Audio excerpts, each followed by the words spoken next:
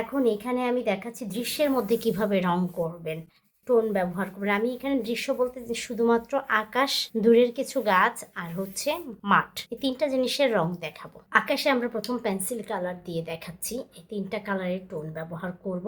আলো ছায়া শেড, প্রথমে আমি হালকা স্কাই ব্লুটা দিতে পারি, একটু লাইট করে টোন দিব। আকাশটা যেহেতু উপরে, তাই আমরা এখানে রংটা দিব কোনাকুনি, একটু কোনাকুনি করে টোনটা ব্যবহার করব।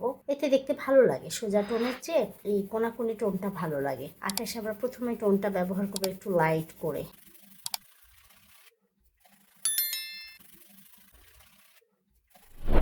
এখন দিব স্কাই ব্লুটা। এই স্কাই ব্লু রংটা একটু ডিপ, যেখানে আমরা প্রথমে দিব হালকা করে দুটো কালার মিশিয়ে।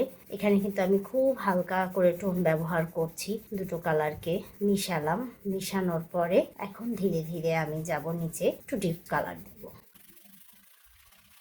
এখন দিব ডিপ স্কাই ব্লু দিলাম, যে এখানে একটু গাঢ় করে আকাশের রংটা দিচ্ছি নীল।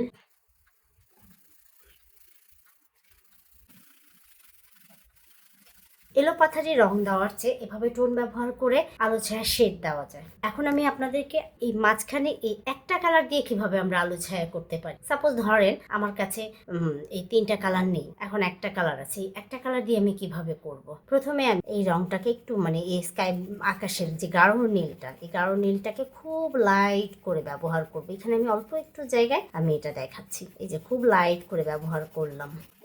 তারপরে একটু ডিপ করে দিব, হালকা গাঢ়। এরপরে আমি এখানটায় ওই একই নীল রংটাকে কি করব, আরেকটু গাঢ় করে দিব। একটু গাঢ় করে দিলাম, দুবার তিনবারও দিতে পারি। এখন আমি এখানে আরেকবার দিব, ওই একই টোনের উপরে আরেকবার দিব। টোনটা যতবার দিব রংটা ততবার কি হবে, তত বেশি করে গাঢ় রং হবে। দেখেন এই জায়গাটুকুতে আমি একটা কালার দিয়ে আলো ছায়া টোন ইউজ করেছি। এখন আমি এখানে এই তিনটা প্যাস্টেল কালার দিয়ে আকাশের রং দেখাবো, সাদা, স্কাই ব্লু আর একটু ডিপ ব্লু। এই তিনটা দিয়ে আমি আকাশের রং দেখাবো। এই যে প্রথমে আমি এই গাঢ় রংটা ব্যবহার করব। এটা একটু আমি নিচের দিক থেকে দিই, কারণ এখানে যেহেতু আলো ছায়া মিশানোর একটা বিষয় আছে, এই জন্য আমি এটা একটু এখান থেকে দিলাম। এখানে খেয়াল রাখতে হবে আমার হাত দিয়ে রং যেন কোনোভাবেই ঘষা না লাগে। এই যে দেখেন হালকা করে আলতো করে আমি রং দিচ্ছি। এই যে এখানে আরেকবার একটু টোন দিচ্ছি গাঢ় করার জন্য। এই যে দেখেন এখানটায় দিলাম।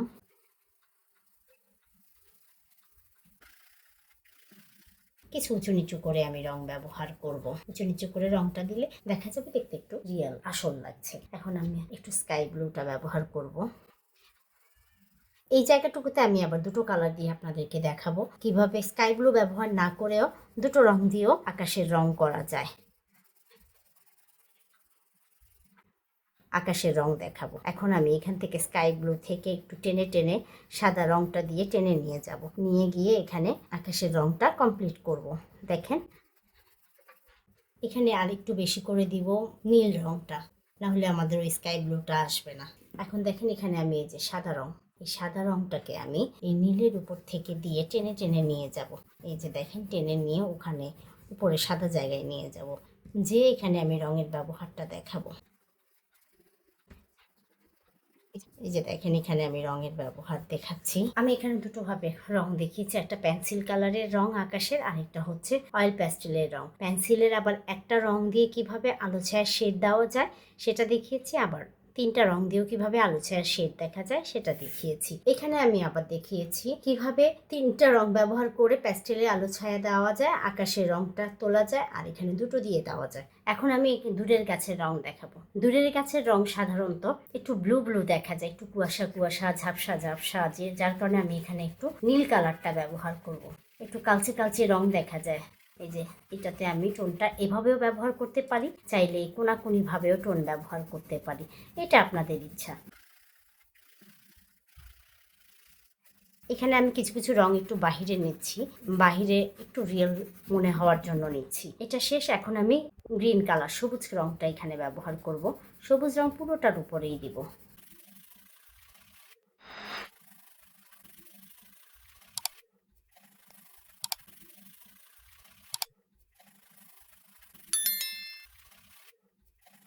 যেখানটায় আমি হালকা করে টোনটা ব্যবহার করলাম। এখন একটু হলুদ রংটা ব্যবহার করতে পারি উপরে। এই যে এখানে হলুদ রং ব্যবহার করছি, চাইলে আপনারা এখানে টিয়া কালারও ব্যবহার করতে পারেন বা একটু লাইট গ্রিন ব্যবহার করতে পারেন, এটা আপনাদের ইচ্ছা। যা শুধুমাত্র এখানে একটু উজ্জ্বল লাগার জন্য, ছবিটাকে একটু আলাদা করে বোঝানোর জন্য এই রংটা ব্যবহার করা।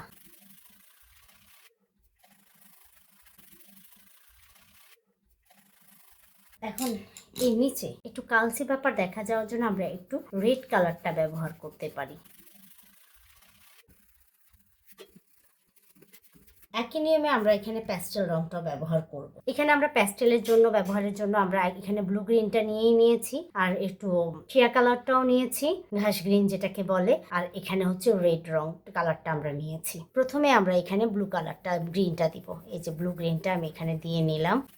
একটু টোনটা কোনো একটু আড়াআড়ি করে দিলে ভালো লাগে, যেহেতু এটা দাঁড়ানো বস্তু, মানে ভার্টিক্যালে আছে।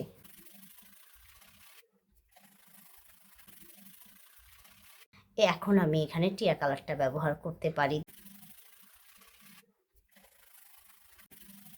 এখন এখানে লাল রংটাকে আমরা একটু দিতে পারি, লাইন হিসেবেও ব্যবহার করে দিতে পারি একটু এলোমেলো ভাবে। এটাকে এবার মিশিয়ে দেওয়ার জন্য আমরা একটুখানি ব্লু গ্রিনটা ব্যবহার করতে পারি, শুধুমাত্র মিশে গেল। এখন আমরা মাটি ব্যবহার করার জন্য হলুদ, বাদামি, একটু ডিপ বাদামি, তার সাথে একটু ঘাস গ্রিন, এই কালার চারটা ব্যবহার করতে পারি। মাটিতে সূর্যের আলো পড়লে অনেক সময় বেগুনি রং দেখা যায়, ওটাও আমরা ব্যবহার করতে পারি। প্রথমে আমরা লাইট কালারটা দিলাম, হলুদ রংটা দিয়ে আসলাম।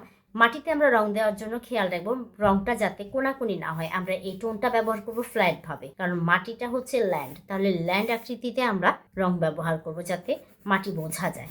আমরা এভাবে রং ব্যবহার করব।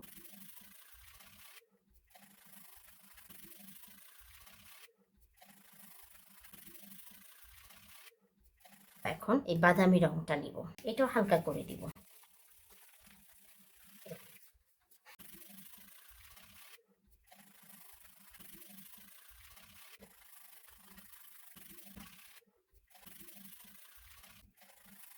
এখন আমরা বাদামি, গাঢ় বাদামিটা নিলাম। টোনটা একটু ধৈর্য নিয়ে দিতে হবে।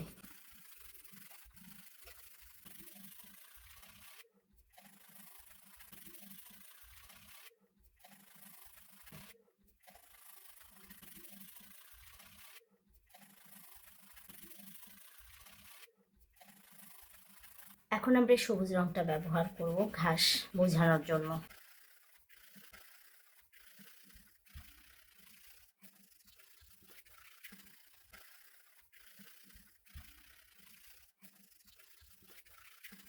এভাবে আমরা পেন্সিল কালার দিয়ে টোনটা ব্যবহার করে মাঠ ঘাস বোঝাতে পারি। এবার আমরা এই প্যাস্টেল কালার দিয়ে এই পাশের মাঠটা দেখাবো। প্রথমে আমরা এই লেমন ইয়েলোটা নিতে পারি, এটা নিয়ে একটু দূরের ঘাস মাঠের অংশটা দেখাতে পারি, যেটা দূরের মাঠ। তারপরে একটু ঘাস গ্রিনও দিতে পারি।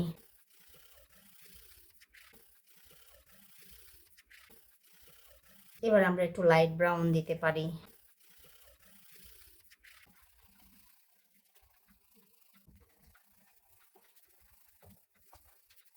এখন একটু ডিপ ব্রাউন কালারটাও ব্যবহার করা যায়। ওই যে আবার বললাম মাঠে মাঝে মাঝে সূর্যের আলো পড়লে মাঠের রং, মাটির কালার বেগুনি বেগুনিও থাকে, ওটাও ব্যবহার করতে পারেন হালকা পাতলা। তারপরে বৃষ্টি হলে বৃষ্টির মাঠ বোঝানোর জন্য আপনি একটু পানি, জায়গায় জায়গায় মাঠে পানির রঙও দিতে পারেন, যে মাঠের একটু একটু জায়গায় মাটিতে পানি জমেছে। এখন আমরা একটু সবুজ কালারটা ব্যবহার করব।